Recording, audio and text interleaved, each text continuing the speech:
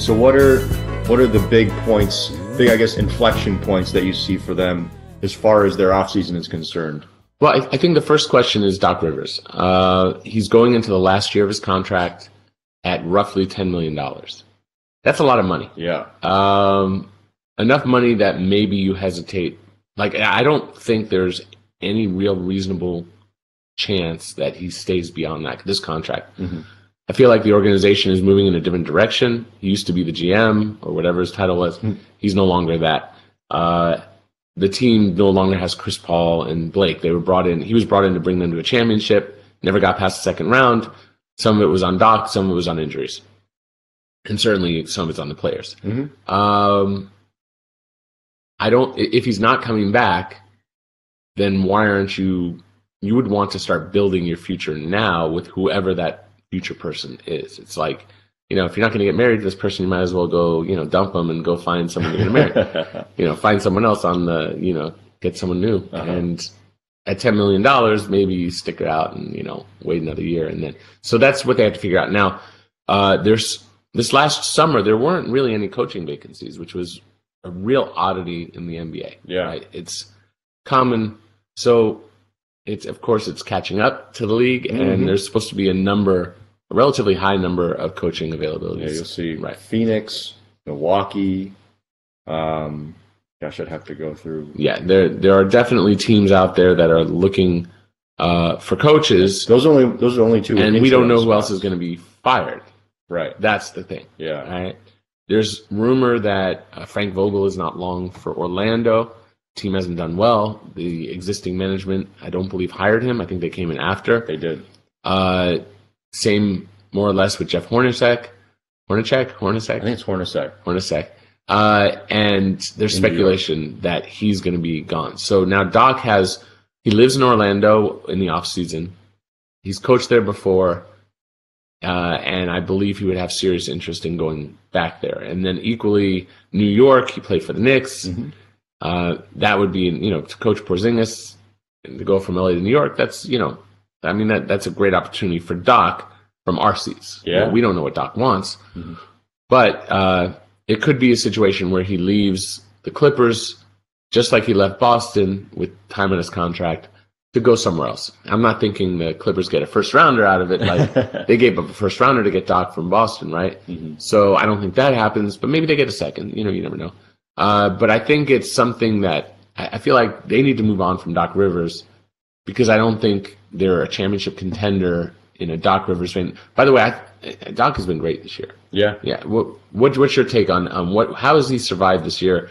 How has the team survived this year? I mean, he's probably had his best coaching job, I think, of his career. Well, right up there, along with the year that he was coach of the year in Orlando, where they kind of just came out of nowhere and had a ragtag group similar to what they have this year with the Clippers and kind of surprised some people. The Clippers have had a very turbulent year roster-wise. I mean, obviously you lose Chris Paul in the offseason. He wants to go to Houston. You get something in return for him. And among the players you get back, Patrick Beverley is essentially done for the year pretty early on after knee surgery. Danilo Gallinari was probably even more injured than even the two of us would have assumed he'd be. And we thought he'd be hurt a lot. Yeah. Milos Teodosic had a lot of injuries. I mean, just injuries up and down. They get Avery Bradley in the Blake Griffin trade, which obviously was a huge change for them. And Avery Bradley goes down to surgery on his Austin was in and out. Austin. Lou Williams played through some ankle problems.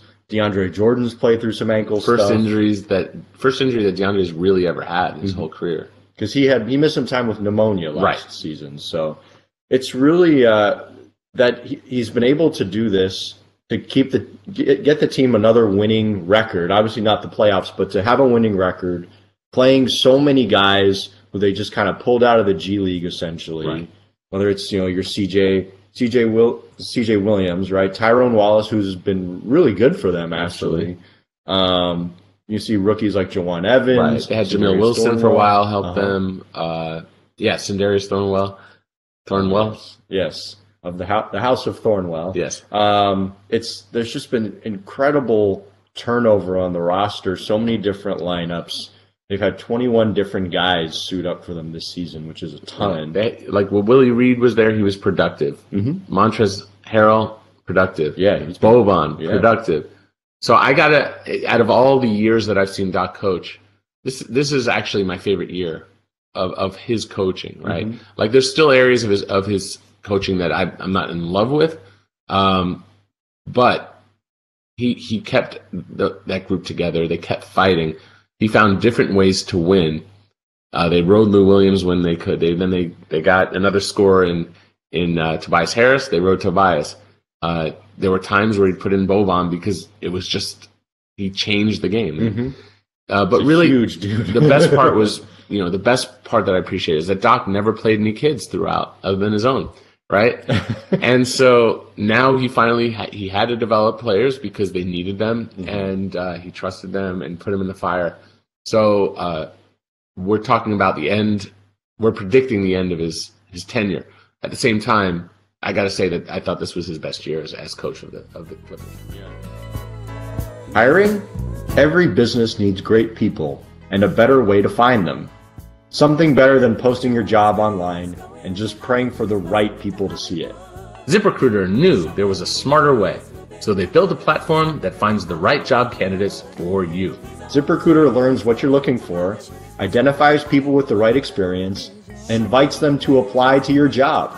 These invitations have revolutionized how you find your next hire. In fact, 80% of employers who post a job on ZipRecruiter get a quality candidate through the site in just one day. And ZipRecruiter doesn't stop there. They even spotlight the strongest applications you receive, so you never miss a great match. The right candidates are out there. ZipRecruiter is how you find them. Businesses of all sizes trust ZipRecruiter for their hiring needs. Right now, our listeners can try ZipRecruiter for free. That's right, free. Just go to ZipRecruiter.com/LAEJ. That's ZipRecruiter.com/LAEJ. ZipRecruiter.com/LAEJ. ZipRecruiter, the smartest way to hire.